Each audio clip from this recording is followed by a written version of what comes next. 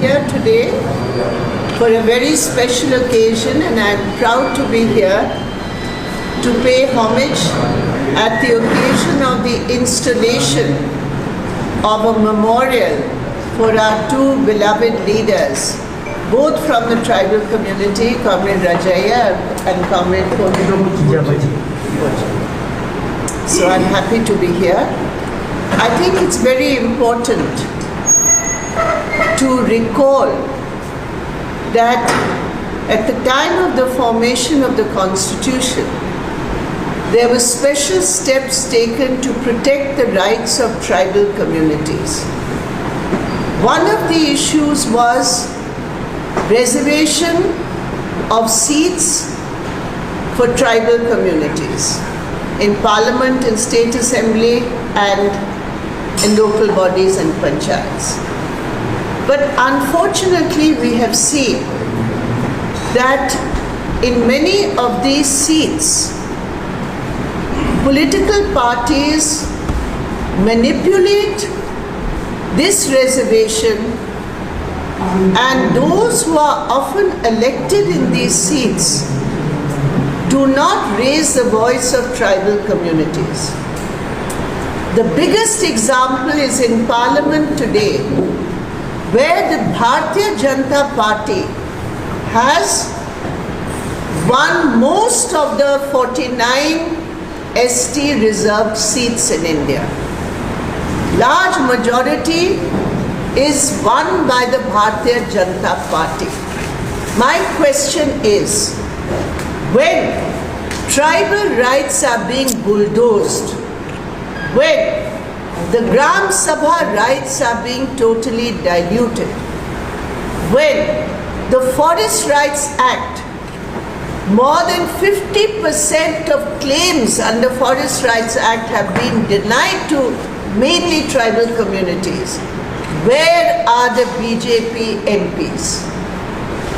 Why they are not raising their voice against the Modi government's bulldozing of tribal rights?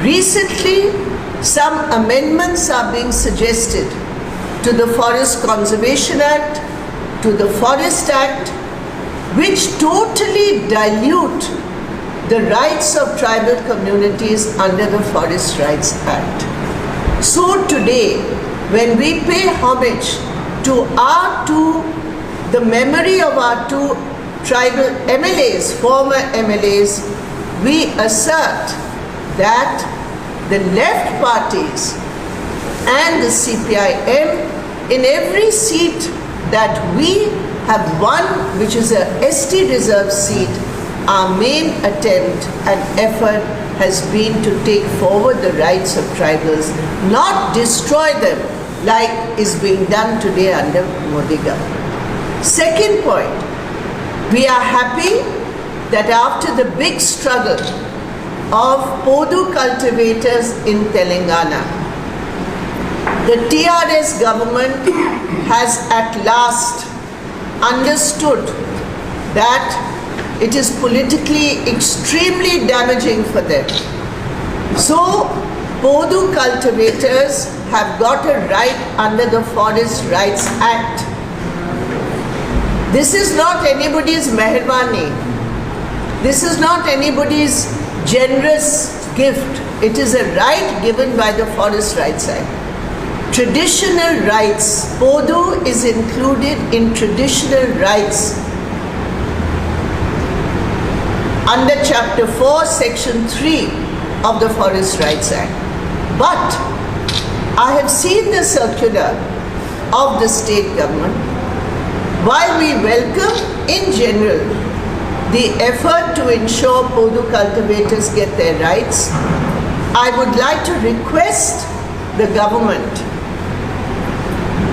to look at the circular and make the required changes according to the Forest Rights Act. Number one, the role of Gram Sabhas is totally missing in the circular by the government.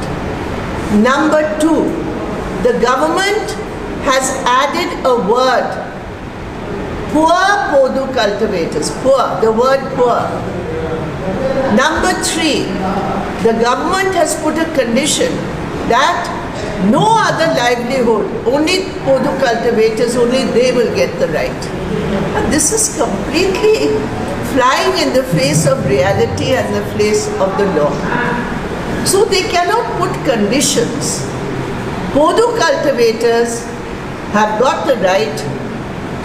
If a Podu cultivator, I want to ask this government and this bureaucracy who have made this circular, even a small farmer, can they live only on the income of 1 acre or 2 acres of land? No. Most of them have to work as agricultural workers. I mean, Venkat is here, he's our General Secretary All India Agricultural Workers Union. He will tell you, today, no single poor farmer, marginal farmer can manage only on agriculture. They have to do other work. So to say in the circular, only income from Podu cultivation, means you are not going to give anybody that right.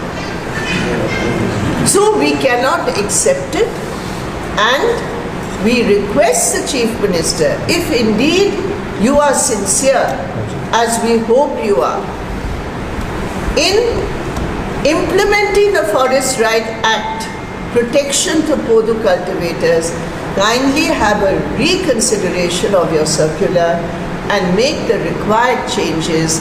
Otherwise, I fear, I apprehend, already in Telangana, 50% of claims have been rejected.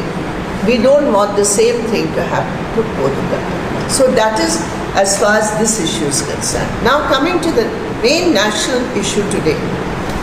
We have seen the revelation from Facebook that in 2019, before the Lok Sabha elections and before the Assembly elections, the Bharatiya Janata Party utilized Facebook to send the most toxic communal messages, including top leaders of the Bharatiya Janata Party and by name Himanta Biswa Sarma, who happens to be the Assam Chief Minister. So the Bharatiya Janata Party's use of social media has been only and only to spread toxic messages, communal messages, to divide India and to divide India on the basis of religion. This is highly objectionable, and we demand, where all these reports are, we demand that Parliament and the Parliamentary Committee, which is already called Facebook, they have to seriously consider this aspect, and following from this, criminal action should be taken against all those who have utilized social media to send these toxic messages. It is a shame that today India is categorized as one of the highest risk countries by this social media platform. And as far as Facebook is concerned, they are totally compromised. They have totally accepted and supported what the BJP has done just to push their own revenue.